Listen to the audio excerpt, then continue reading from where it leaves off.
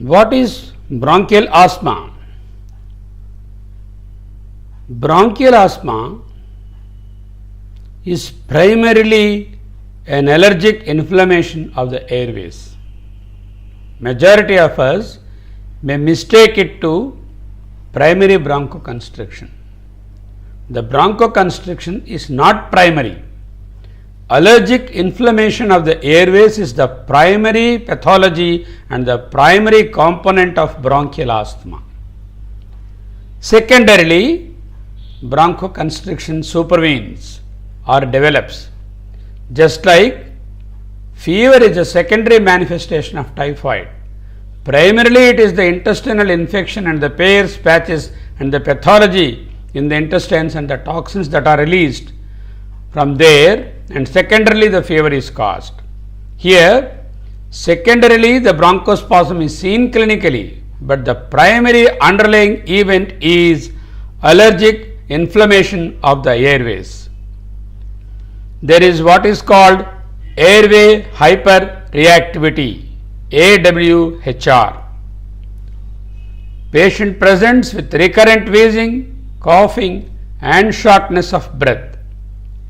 There will be limitation for airflow to a variable extent, and often it is reversible in bronchial asthma compared to chronic obstructive pulmonary disease where it is mostly irreversible. Pathologically, there is infiltration of several types of inflammatory cells, pouring in of several inflammatory mediators.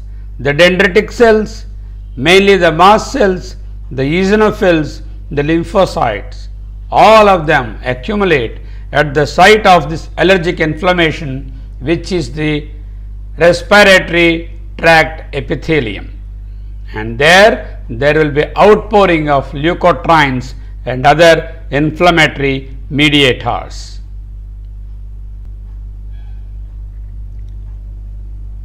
Needless to emphasize the burden of illness.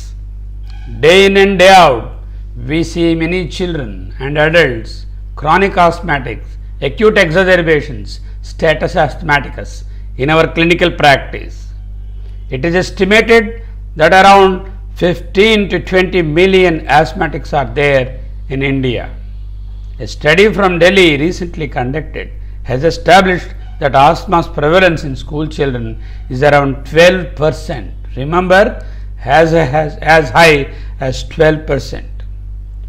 It is a significant cause of absenteeism both at school and at work. Of course, it throws a heavy burden on the healthcare and the healthcare expenditure.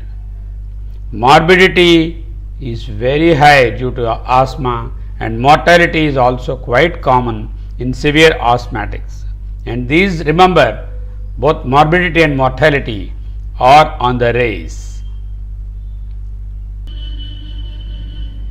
There is a huge gap in case of bronchial asthma. What is this gap? Many patients who are asthmatics go undetected. Many of them, they rubbish their symptoms as simple cough or chest colds, and they do not seek medical attention, and only to come at a later stage where their disease has become severe enough to be controlled even by intensive measures. Many have no access to health services in our country. Though they know they are suffering, they cannot access quality health care. Many doctors do not do what is right for the asthmatic patients. They go on doing what was the practice years ago, and they do not update their treatment paradigm. There is a stigma associated with this diagnosis, asthma. If you say that a child has asthma, or if an adult girl who is about to be married has got asthma, that label is associated with a stigma that may have a bearing on the marriages, may have a bearing on the alliances. Broken marriages, broken alliances many social problems related to the label. Still, people understand that asthma as a stigmatic disease. We have to remove that fear from the mind of the patients as well as the families and the general public. Many a time, asthma is misdiagnosed as bronchitis or lower respiratory tract infection, and vice versa. LRIs and bronchitis are dubbed as asthma. If you miss bronchial asthma and call it as bronchitis or LRI, your emphasis will be giving antibiotics and cough mixtures and not relieving the airway inflammation and airway obstruction. Remember, these gaps have to be bridged in the light of present knowledge. This slide summarizes the various pathological mechanisms underlying the causation of bronchial asthma. Fundamentally, there is what is called innate atopy or innate allergy in the human body of some of these individuals, which we call as intrinsic allergy or intrinsic atopy or innate allergy. This innate atopy triggers bronchial epithelial inflammation, otherwise known as airway inflammation. Simple allergy is not adequate. It has to be coupled with risk factors, which we see in the subsequent slides.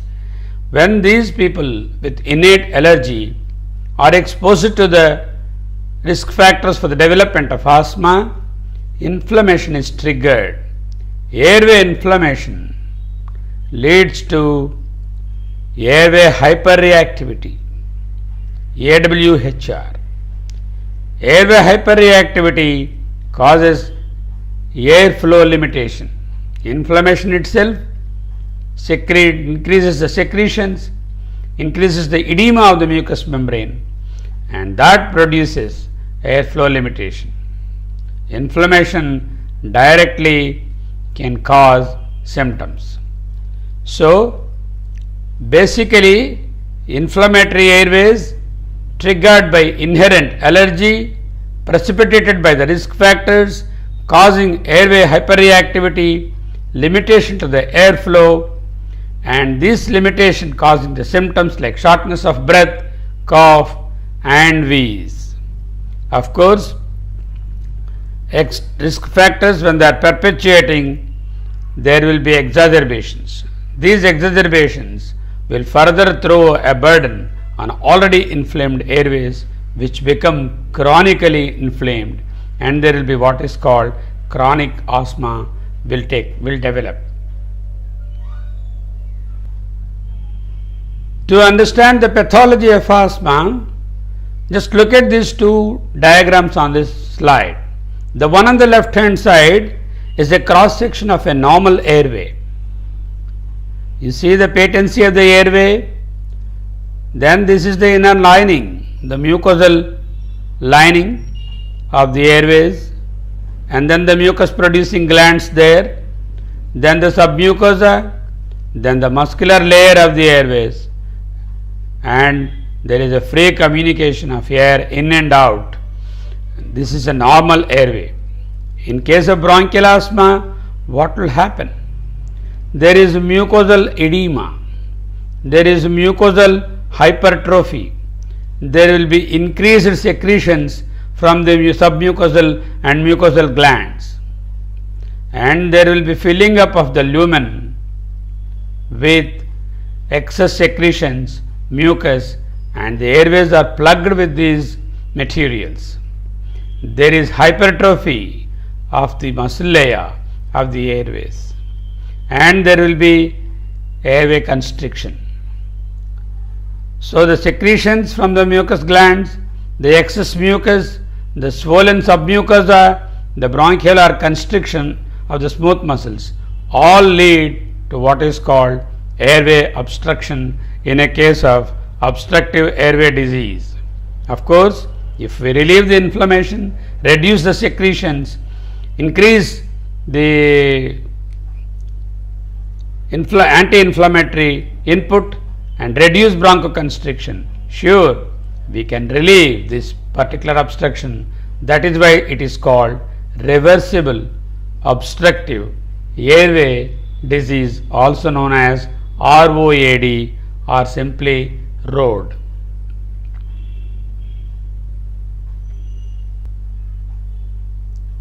Now, as we have seen, innate allergy alone is not adequate. There must be some risk factors or precipitating factors for a person to develop airway inflammation and bronchoconstriction. What are these risk factors? There are certain causal factors and contributory factors and host factors. The causal factors are indoor allergens, domestic mites, animal allergens, cockroach excretory materials and allergens, fungi and the fungal molds, outdoor allergens such as pollens, seasonal allergens, outdoor fungi, respiratory syncytial virus, occupational exposure to certain chemicals, particularly sulfur dioxide, and certain other occupational fumes and smokes. Of course, the host factors are very important, the fundamental thing being genetic atopy or increase in the levels of immunoglobulin E, increased IgE levels and genetic atopy, and certain people are endowed with genetic potential of airway hyperreactivity, AWHR. The contributing factors for an asthma to be precipitated in an acute attack or perpetuated respiratory infections, small size of the babies at birth. The smaller the low birth size of the baby or the low birth weight, the more prone to develop asthma in their later years. Of course, adults with obesity, they have compromised respiratory function, decreased ability to clear their secretions, increased propensity to have asthma precipitated or perpetuated. Certain dietary factors may trigger air pollution, both outdoor pollutants and indoor pollutants. Of course, last but not the least, smoking, either active or passive, is highly detrimental to the airways, and this is one of the most important contributing factors for the causation as well as perpetuation of asthma. The common house dust mite. This common house dust mite, technically this is named as Dermocentor andersoni. This mite is readily seen on the floors, on the beddings, on the pillows, on the furniture that we use in our house. So preferably we need to clean these very often. Use bedding encasements so that the mites will not have an access to the bed mattress proper or the pillow proper. Wash the bed linens weekly. Avoid feather-filled pillows or feather-filled cushion materials. Limit stuffed toys to those that can be washed, because children play with these toys, and these toys are a seat of this house dust mite. Reduce the humidity levels in the house by opening the windows and allowing fresh air to come into the house. These creatures, cockroaches, are found everywhere in every home. No home is an exception, whatever may be the affluence of the persons, because of the following factors. We leave unused food, we keep our toilets and kitchens wet. Wherever there is food, wherever there is moisture, cockroaches accumulate. There may be a place where there is no Almighty, but there is no place where cockroaches are not seen in any home. So remove as many water and food sources as possible to avoid cockroaches. Leftover food, moisture, dried drains, keeping the cupboards always closed is important. Kitchen and toilets are the seeds of cockroaches. Do not have the habit of eating anywhere in the home except in the dining area. That makes things simpler because if we eat the food somewhere outside the dining room, the food materials that fall on the ground will be attracting the cockroaches, and they will be hiding here and there in the daytime, and in the night time they come for the food and they leave their excreta. Remember, the excreta of cockroaches are highly allergic to the respiratory epithelium. They trigger the asthmatic attacks. A home of cockroaches is a home of asthma. Other important common source for the allergens are the pets. Many people have the habit of nurturing pets. Okay, it is good to have pets, but people who are allergic to pets should not have them in the house. There must be a separate place earmarked for the dog or the cat. The minimum thing that we want to do or we want to emphasize is not to allow pets into the bedroom, not to sleep with the pets on your bedside. So, this way one can reduce the allergens, one can reduce the airway hyperreactivity. The molds or the fungus is a very common thing in homes. If we leave food unattended for a while, leftover food, unused food, that is a breeding ground for fungi. These fungal spores and fungal filaments are highly allergic to the respiratory mucous membrane. The other thing is the wet mops. We clean the floors of our homes every day with a mop, but we forget to dry those mops and we leave the mops in one corner of the room or kitchen or somewhere, and these wet mops are a source of fungus, and you can see the black things on the mop and which are nothing but the fungal growths on the mops, and we again rub them on the floor. These fungal spores are disseminated and increase the airway hyperreactivity.